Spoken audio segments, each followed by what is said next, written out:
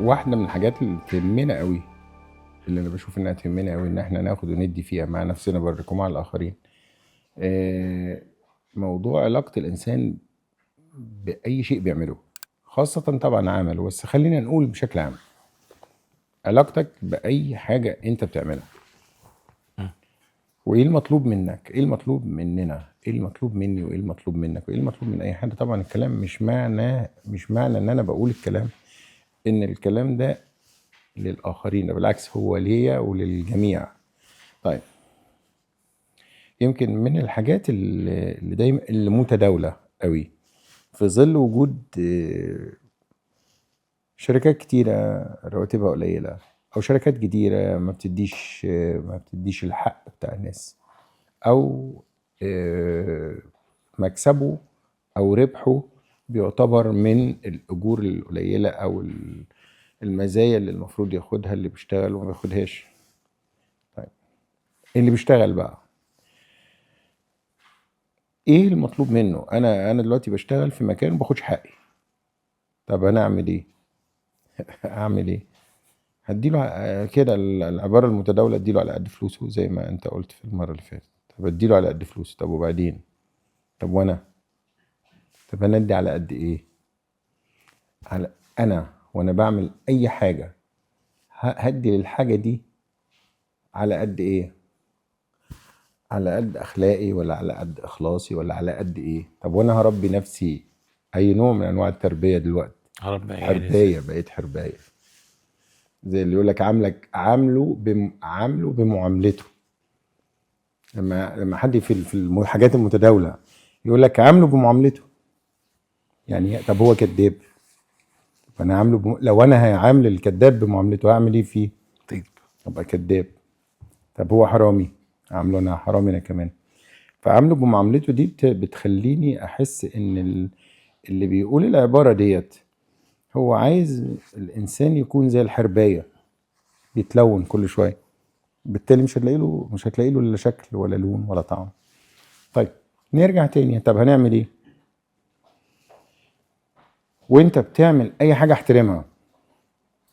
يعني حتى في دايما بقول للناس اللي بيشتغلوا معانا ريسبكت ذا equipment. احترم المعده، احترمها، اعتبرها بتكلمك. اعتبر شغلك ده بيكلمك. يعني على افتراض واحد بيشتغل مثلا دلوقتي، خلينا نقول في سيرفيس، والراجل صاحب المطعم شجر الدور ده ما بيديلوش حقه، ما بيديلوش. هو المفروض ياخد راتب كذا وبياخد كذا. طيب، ذنب العميل اللي جاي ايه؟ انت دلوقتي بتشتغل سيرفيس.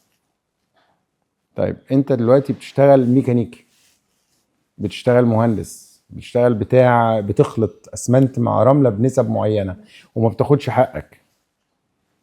وانت بتشتغل، انت من واقع نفسك انت بتقول انا مش واخد حقي. وبعدين تيجي مثلا انت دلوقتي هتضيف مثلا 2 طن اسمنت مع 3 طن رمله مع زلط، هتلخبط الدنيا، يعني توقعها على الناس. طيب، فانت اخلاصك في عملك بصرف النظر عن انت من وجهة نظرك بتاخد حقك او ما بتاخدهوش، هي حاجة بتدي ليك انت كبني ادم قيمة.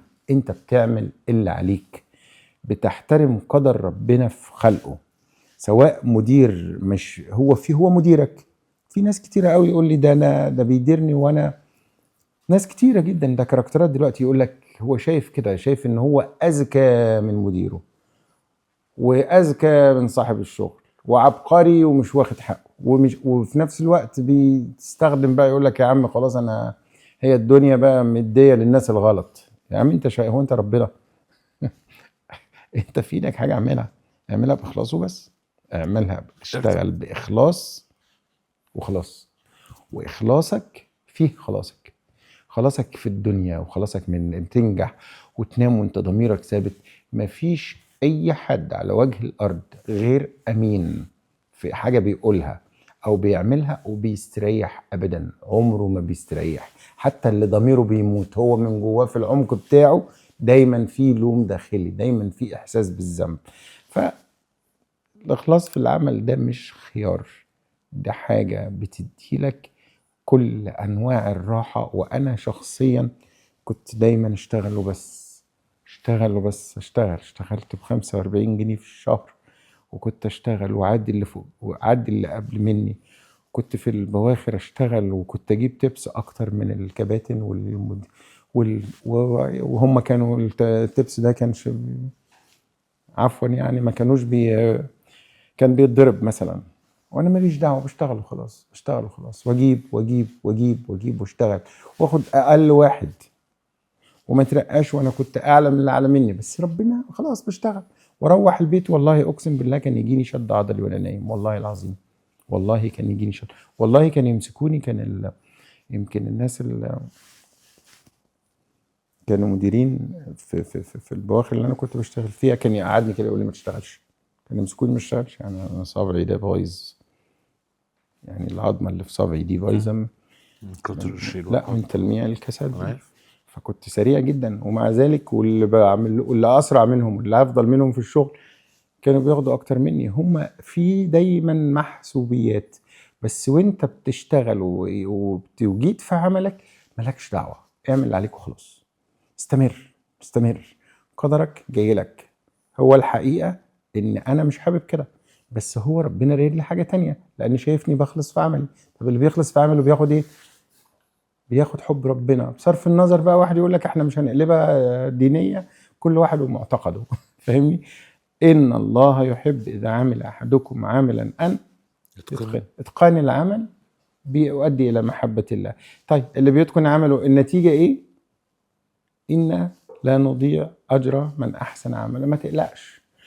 فرجاء ما كلام من واقع بقى، كلام يهمك، ما تبصش غير للحاجة اللي انت بتعملها دورك فيها ايه. خليك على اكمل وجه، خليك راجل. مش الواحد بيحب ان الواحد لما يتعامل مع حد يبقى فيه رجولة في التعامل، يعامله كده بشكل لطيف. انت بتعمل حاجة ماسك سكينة وهتقطع على حاجة، فخليها صح، وخلي سكينتك صح معايا، وخليك واقف في مكان نظيف، مش تبوظ الدنيا. انا طبعا دلوقتي بتكلم يعني يمكن مهنة المطاعم بتخليني ادي الامثله على المطاعم، ولكن وخلافه انت ميكانيكي يا سيدي، انزل ما تنزلش على الارض بالبتاع البس حاجتك كويس، وهات يا اخي حاجه تنزل بيها تحت العربيه. ما تقعدش مش انت بقى ميكانيكي وانت في الشغل تمشي عليك شحم في كل حاجه. ما تظبط امورك كده. انت فاهمني حضرتك ازاي؟ فكل واحد يعمل حاجه باخلاص، يحترمها، يعتبرها بتكلمه. بعتبر ان الحاجه بتكلمني، بعتبر ان السكينه بتقول لي ليه انا ما ينفعش اذبح وهي اعملها سخنها. ما ينفعش اعتبر ان الحاجه اللي اقطع عليها بتقول لي انا عايزه نظافه. اعتبر ان الحله بتقول لي كذا. اعتبر ان العربيه بتقول لي بلاش الكركبه دي. اعتبر ان الشارع اللي عمال ارمي فيه ومطلع عينه بيقول لي بيقول لي انت بتاذيه. يعني انت متخيل ناس، بتلاقي ناس في منتهى الشياكه وتلاقيه قاعد في عربيه وهو حضرته مش مكلف نفسه، جاب كيس معاه في العربيه يحط فيها الحاجه بتاعته، بيرمي، يفتح الباب ويروح حاطط لك الحاجه كده. فاهمني؟ فاعتبر ان الشارع بيقول لك لا، اعتبر ان المعده بتقول لك لا تتعامل معايا كويس. اعتبر ان الحاجه اللي انت بتعملها بتكلمك وتقول لك اعملني بالشكل الفلاني.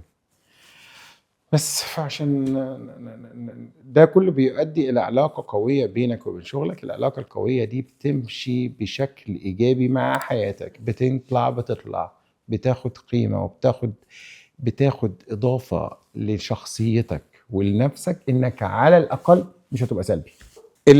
المحصله بقى او التلخيص بتاع الموضوع، وانت بتعمل حاجه ما تحطش حاجه تالته بينكم. انسى اي حاجه خلاف الحاجه اللي انت بتعملها. اعصر قلبك في اللي انت بتعمله، وشيل ذهنك وشيل عاطفتك مع اي حاجه تانية غير انتوا الاتنين فقط. العلاقه تكون ثنائيه بس. انت فاهمني؟ علاقه ثنائيه بينك وبين اللي بتعمله. ما تحطش الطرف الثالث نهائي. ما تحطش لا راتب ولا صاحب شغل ولا اي حاجه. خلي علاقتك مباشره مع اللي بتعمله او بتقوله او بتسمعه.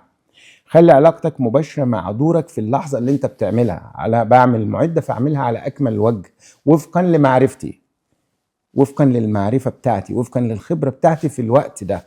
اللي بيعمل كده ما بيهموش لا صاحب شغل، ولا بيهمه راتب، ولا بيهمه ترقية، ولا بيهمه أي شيء غير حاجة واحدة فقط، ينجح في الحاجة اللي بيعملها. يبقى العلاقة المباشرة، دي نصيحتي، العلاقة تكون مباشرة جدا جدا مع الحاجة اللي انت بتعملها، علاقة مجردة بحت. شكرا.